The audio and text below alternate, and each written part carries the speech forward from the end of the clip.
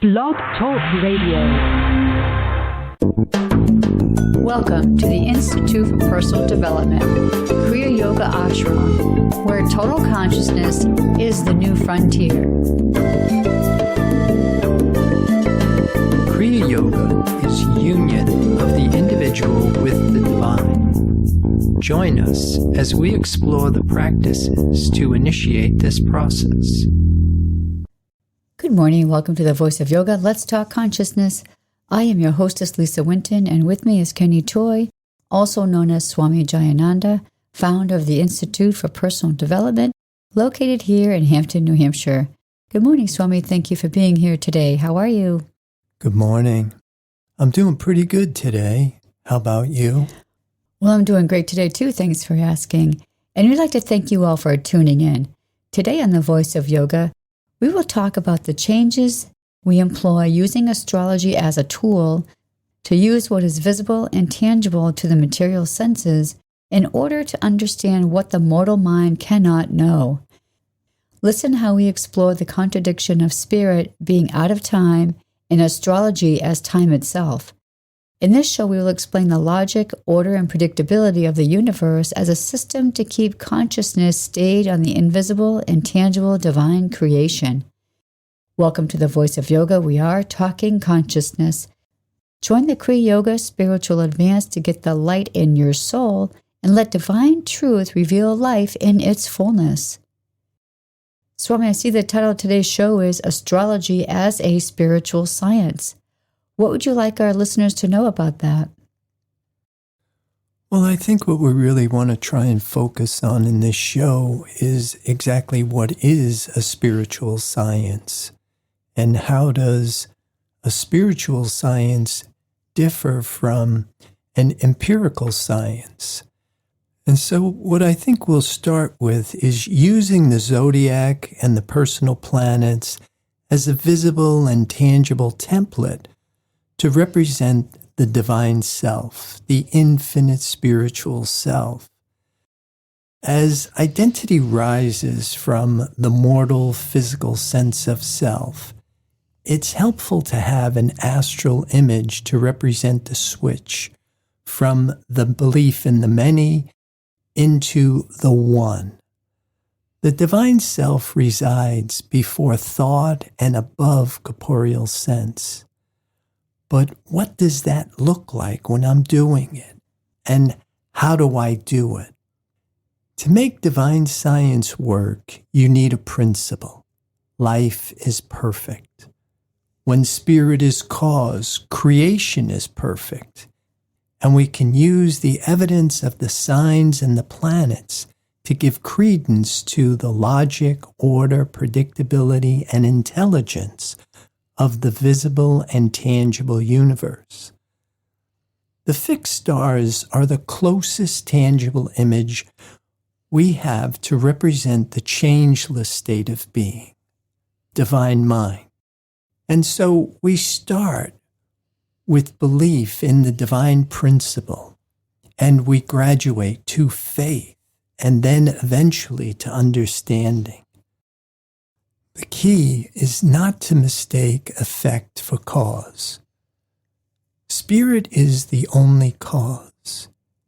And when we observe Saturn square Pluto, this is an effect, not a cause. The entire visible and tangible world of matter and the invisible, tangible world of energy is effect, never cause.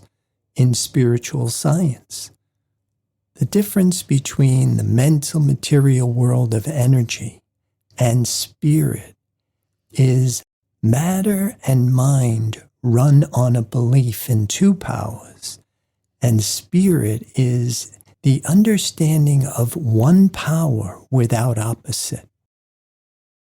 Can you give us an example of what it looks like when we have a belief in two powers? Yeah, the entire mortal sense of existence is driven on a belief in two powers. This world, what we're calling life today, is not the divine creation.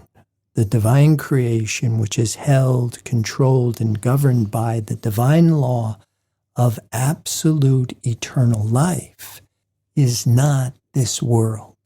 And so what we're looking at is a mental material concept about the divine creation.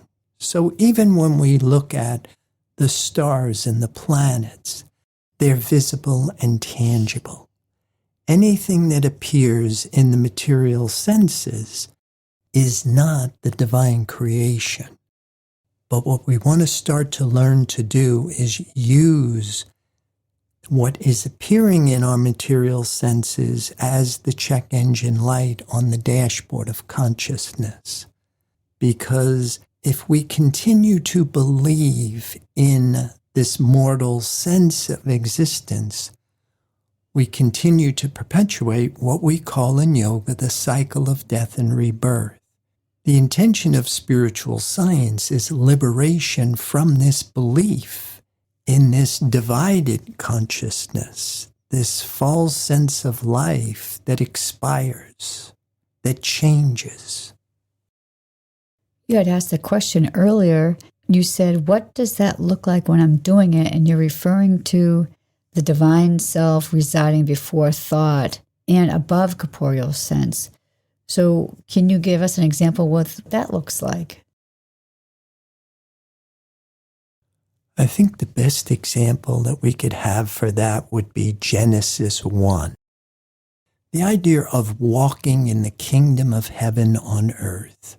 Just pure, unadulterated, eternal, changeless life. Life without beginning and without end. Pure, complete, fulfilled. My peace. These would be some of the indicators that I would say we could refer to as what the divine creation is on an experiential level. Swami, what is it that you recommend that we can do so that we could better understand that spirit is this one power without opposite? Yeah, I think the two most important helpful things in accepting spiritual identity. One is the letter of truth, and the other is the spirit of truth. And for me, astrology as a symbolic language is a good choice to establish the letter of truth, because science began with the observation of nature. And what better template than the universe with its logic, order, and predictability to give us something visible and tangible that we can educate our thought up to spiritual understanding. Because we know we can't bring forth the divine image with the mortal mind. And so this idea of the spirit of truth, if we educate our material sense mind up to this understanding life is whole, it's complete, it's absolute, then we can literally walk reason through the open door of revelation.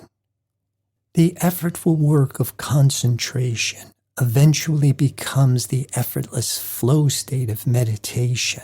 Once we do all of this preparatory work and we learn how to make our mind an avenue of awareness for the divine mind, we stop thinking, we start knowing. We stop thinking with our divided consciousness, and we start knowing with our 7 spiritual senses. But in this process, we graduate.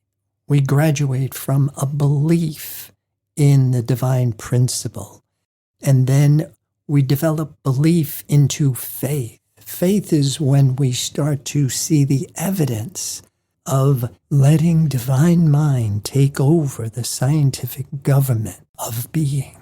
We're no longer trying, striving, struggling, seeking, planning, or asking. We're resting in the knowledge. When spirit is cause, creation is perfect. We're no longer living out from a personal sense of human will, but we are now in oneness with the divine creative will, which is running a perfect universe. Swami, how would you explain to somebody who's never heard the phrases letter of the truth and spirit of the truth? What is the difference? Yeah, the letter of the truth is all of the intellectual, theoretical information that creates the lead-in, the idea of educating your thought up to this level of understanding. And the spirit of the truth is the demonstration. Spirit is a demonstrable principle. It is a law, and it testifies with deeds, not words. And it's really not until one has put off this mortal sense of self and has accepted spiritual identity do we really have the capacity. Because as Mary Baker Eddy said in Principle and Practice, it is the healer's understanding of the operation of the divine principle and application therefrom that enables this experience of demonstration that we're talking about here.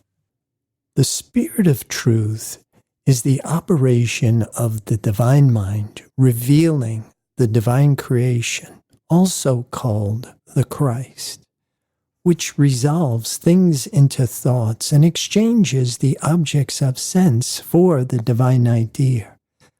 As Jesus said, it is the Father within that does the work. And this work is done in oneness, never two-ness, because spirit is one and indivisible. Swami, in the summary, I had said we were going to understand what the mortal mind cannot know. I think we understand what is visible and tangible to the material senses, but what is it that the mortal mind doesn't know? The divine idea. That's why we keep saying you can't bring forth the divine image with the mortal mind.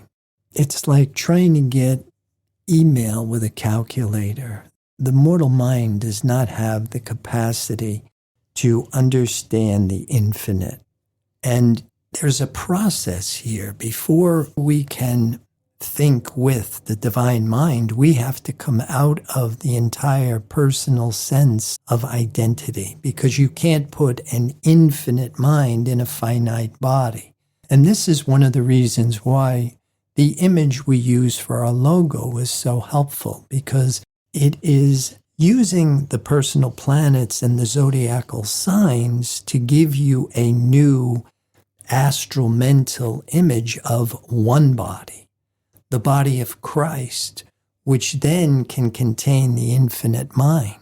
So this idea of living above corporeal sense, before thought and above corporeal sense, becomes more experiential when you have these types of instruction that lead you into this larger sense of self.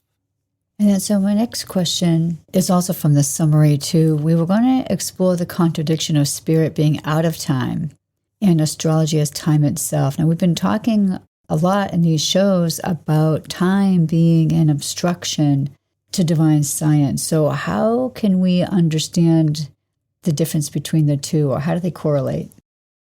Yeah, the whole thing kind of seems like a paradox, that we try and study spirituality in order to help this personal sense of self. And yet what we find is in spiritual identity, the truth being there is no need for help anywhere. Your divine self is perfect. It needs none of the things you are seeking.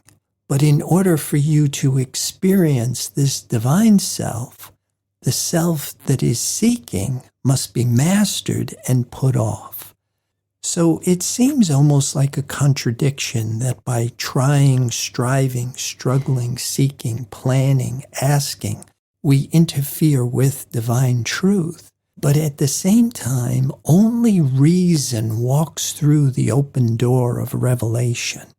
We must learn how to master time and space and concept and form and belief and matter and human thinking and change, overcome the hypnotism, and at the same time come out of human will and personal sense. It does seem paradoxical, but at the same time, if we don't do the preparatory work, then we'll never be able to have a sense of self that we can surrender in order to experience this resurrected consciousness. Well, we're going to pause right here to hear a word from our sponsor. Listeners, we'll be back with you in just a few moments.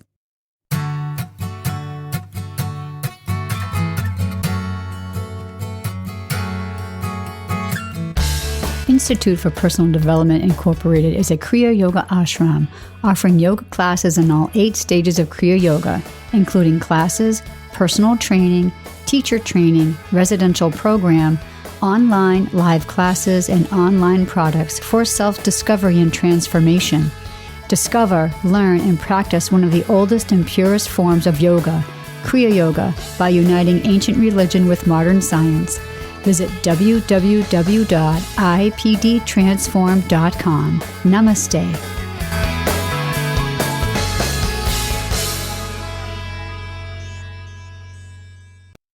Welcome back. For those who are just joining us, you're listening to The Voice of Yoga, and we are talking consciousness. Swami, I've seen on your website that you have what's called the CPS. Could you tell us what that's all about and what do we learn from it? Yeah, in the CPS, which is the Celestial Positioning System, I'll read what we say. Astrology as a spiritual science is a wonderful tool to assist in development by providing a proper sense of the infinite and working with what appears in the material senses in order to understand what the material senses cannot know. End of quote. Yeah, for me, I think astrology provides a wonderful aspect of timing as far as using what is visible and tangible to help us understand what is invisible and intangible. Because spiritual identity is really what we are aspiring for. But we have to educate our thought up to this apprehension. It's a process. It's not something that just happens to us because we're growing older.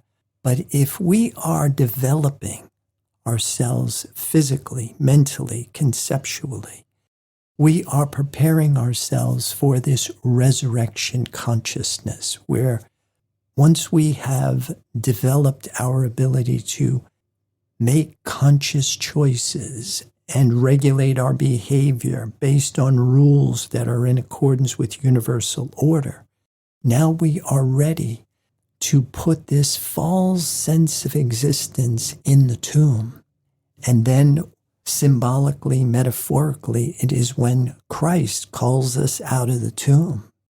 When we graduate from no longer limited to just thinking with 5 material senses, but we are now developing these 7 spiritual senses, which are cognizant of the divine creation, which is something that the 5 material senses are unconscious of completely. Now, Swami, I know that the CPS from your website, the astrology for each day, is much different than one might find, like, say, the astrology in a newspaper. Can you maybe expound upon how we use that as a tool? Well, yeah, as a spiritual tool, you're really trying to come out of the false sense of life. You're trying to come out of the belief in 2 powers. And by liberating yourself from this false sense of existence, you are accepting the truth of being, which is that life is perfect, it's whole, it's complete. And yet, like we say, it seems like a paradox because as you graduate from physical to mental to spiritual, you're going through different levels of consciousness, different degrees of awareness. You're traveling through different energy fields. It's like the difference between driving a car, driving a boat, and flying a plane. There are things that might be similar to those activities, and at the same time, the rules that apply when you're driving a car change when you're driving a boat, and then change dramatically when you're flying a plane. And in order to be really living the mystical life, you must be equipped to be able to handle all of these different dimensions. So I really like this quote that we have in our notes from Robert Louis Stevenson, and I'll read it. "Quiet minds cannot be perplexed or frightened, but go on in fortune or misfortune at their own private pace, like a clock during a thunderstorm." End of quote. Can you tell us why maybe we have this in our notes to discuss today? Well, yeah, here we're learning exactly what a quiet mind is. A mind freed from the influence of the material senses. A mind individualized by divine truth. Thought guided by spiritual influence. The changeless state of oneness. Perfect, whole, not divided, but complete and fulfilled, no longer searching and trying to figure how the unreal became real, but knowing life is perfect, pure, complete. And so we rest, my peace, we rest in the knowledge that life is perfect. Swami, you use the word knowing, and I think that's interesting because we've been talking a lot in these radio shows about the difference between thinking about something like the divine idea and knowing the divine idea, and we should really understand the difference before we can really make these strides in our spiritual development. Yeah, the difference between thinking with your 5 material senses and knowing with your 7 spiritual senses. It's very important never to confuse them. The difference between thinking as a human, or as what Mary Baker Eddy said, to think with God as God. Mortal sense thinks in terms of duality. It's rational. It works on contrast, division. Divine mind thinks in terms of the absolute.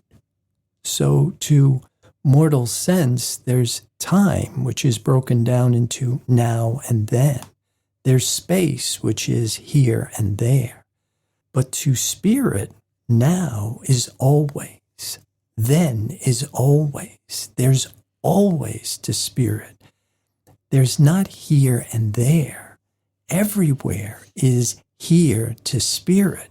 It's so different, but if you educate your thought up to spiritual apprehension, then once you get your thinking or your thought filled with the divine idea, then you're at that point where you can now stop thinking and start knowing with the divine mind, which, like we say, it is a completely different mode of operation. I see we have a quote here from Herb Fitch. Would you read that for us? Yeah, this is from Revelation of St. John, class 20A. I'll read it. God is not your mortal body, but God is where you are. And when you accept your mortal body as reality, you are denying the presence of God. This is the hurdle that you face. The moment you accept your mortal body as being present, you have imagined a form that is not there. God is there, and God is not your mortal form. And God is all. And therefore, without the capacity to fully understand that, to know that, you still must, on faith, accept it, because God is here, and God is not this form. God being all, this form cannot be here. Where is it? It is in my consciousness. That's the only place it exists. And as that consciousness becomes Christ conscious, then it will find and live in, knowingly, the Christ form. Now, that's a transition in consciousness we're all going through. The actual denial of the human form, of all material form, the good and the bad. End of quote. Yeah, and for me, I really like to focus on this idea of the Christ form, the Christ body, the infinite spiritual body, which I use the zodiac as the diagram for that. And once you have the astral image, once you have that information in a diagram, it's very easy to keep it in the foreground of your thought, which then enables you to be able to go from thinking about the divine principle to eventually proving the presence of this divine principle. I like when Herb says this is a transition in consciousness we're all going through. And then he says the actual denial of the human form, of all material form, the good and the bad. So again, he's saying what we've been saying all along, not to believe in good and not to believe in the bad. Right, which has been, I think, a big barrier for humanity, is we are happy with finite good. And it keeps us coming back. As long as we're getting more of the pleasures and profits of the human experience, we don't let go of the belief in matter. And we continue to hang on. But eventually it fails. You can't have finite good without finite bad. And that's why it's so important to understand the difference between a spiritual healing and a mental, material, energy healing. It's very different. One is still under the jurisdiction of the law of karma with a belief in two powers, and the other is the resurrected consciousness. I see we have a quote here from Joel S. Goldsmith, too, that also says something similar. Yeah, I'll read it. To believe that God is a power over evil is to believe that evil has an existence. And then we either must believe God to be the cause and creator of it, or we must accept another cause and creator. And the acceptance of any other cause or creator does away with omnipotence, omniscience, and omnipresence. End of quote. Yeah, this idea of graduating from belief, because belief, I think, is the level playing field. If we believe in God and we believe in evil, then we're in the trap. We're in the cycle of death and rebirth. You can believe in God and you can believe in good, but you're still under the law of karma. The key here is this resurrection consciousness, to live above corporeal sense, before thought and above corporeal sense. And that's the major difference between the mental, material world of energy and the spiritual fact of being. In spirit, absolute goodness without opposite is eternal life, the changeless state of being. That ends our show for today, so listeners, be sure to visit the website www.ipdtransform.com. On any page on that website, when you scroll down, you'll see several buttons there that you can click to further your spiritual understanding. Swami, any thoughts about today's program? Well, I would like to encourage people to join the Kriya Yoga Spiritual Advance, get the light in your soul, and let divine truth reveal life in its fullness. Namaste. Thank you for listening to our program, The Voice of Yoga. This is Lisa Winton, along with Swami Jayananda, signing off. Have a wonderful Kriya Yoga kind of day. Namaste.